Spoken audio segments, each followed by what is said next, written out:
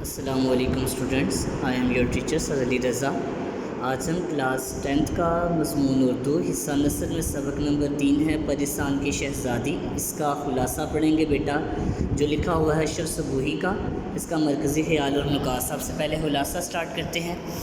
سیدانی be کا ایک وقت میں بڑا چرچا تھا۔ قلعے کی بڑی بڑی مغلانیاں ان کے ہنر کی معترف تھی، یعنی تعریف کرتی تھی۔ اکثر بیگمات انہی سے اپنے کپڑے سلواتی تھی، جس کی وجہ سے سیدانی بی بے حد مصروف رہتی تھی۔ یہ ایک نہایت شریف گھر کی بیٹی تھی۔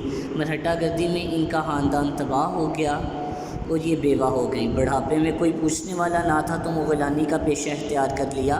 پڑوس میں ایک میر صاحب تھے، خدا ترسی کر کے اپنے گھر میں رکھ لیا۔ چند ہی روز سیدانی بھی ان کے پاس ہے۔ سیدانی بھی ان کے بچوں کو قرآن پڑھاتی، کھانا پکانے اور سلائی کڑھائی کی ترکیبیں سکھاتی۔ میر صاحب اور ان کی بیوی بہت خوش تھے کہ اللہ نے سیدانی بی کو ان کے بچوں کی تربیت کے لیے بھیج دیا۔ سیدانی بی کے بارے میں مشہور تھا کہ وہ پاکستان کی سیر کر کر آئی ہیں۔ چنانچہ سردیوں کی ایک رات میر صاحب کی بیوی نے اصرار کیا کہ اپنے پاکستان کے سفر کی داستان سنائیں۔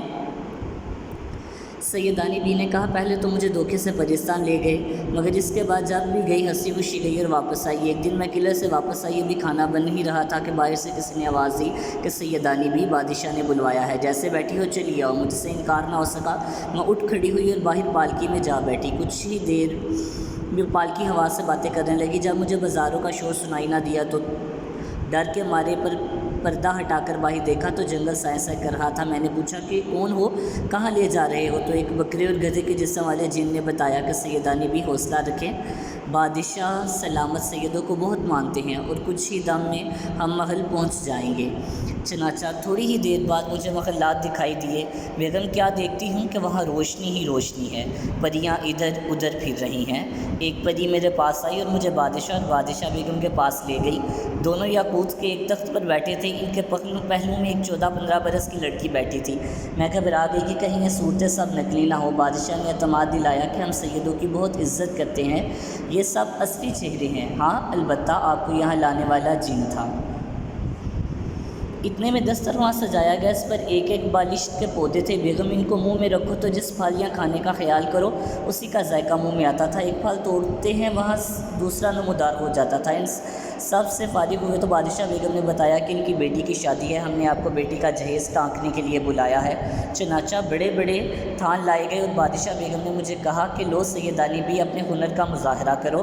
میں نے کہا، صبح تو ہونے دے۔ بادشاہ بیگم مسکرا کر بولی کہ یہاں صبح و شام کا کوئی تصور نہیں، آپ بسم اللہ کریں۔ میں نے سوچا کہ دیر کیوں کرنی، جلدی سے کام سے فارغ ہو کر گھر جاؤں۔ ان کا کیا بھروسہ کہ ذرا سی بات پر بگڑ جائیں اور جلا کر راکھ کرتے۔ چنانچہ میں نے کام کا آغاز کیا اور پہلے ہی جوڑے میں واہ واہ ہو گئی۔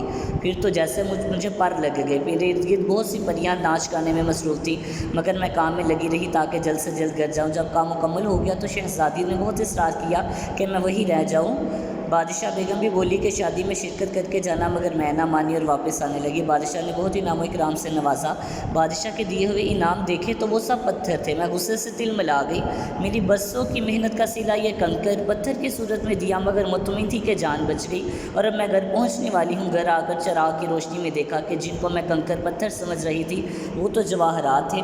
سر پیٹ لیا، مگر اب کیا کیا جا سکتا تھا۔ ملازمہ نے نماز سے فارغ ہو کر دعا مانگ رہی تھی اور کھانا جیسے چولہے پر پکنے کے لیے رکھا تھا اسی طرح پک رہا تھا۔ ملازمہ کہنے لگی، کیا ہوا بی جان؟ میں نے کہا، کچھ نہیں۔ میں تھکے ہارے لہجے میں اور کہا، نہیں، راستے سے ہی واپس آ گئی ہوں، اب میں کل جاؤں گی۔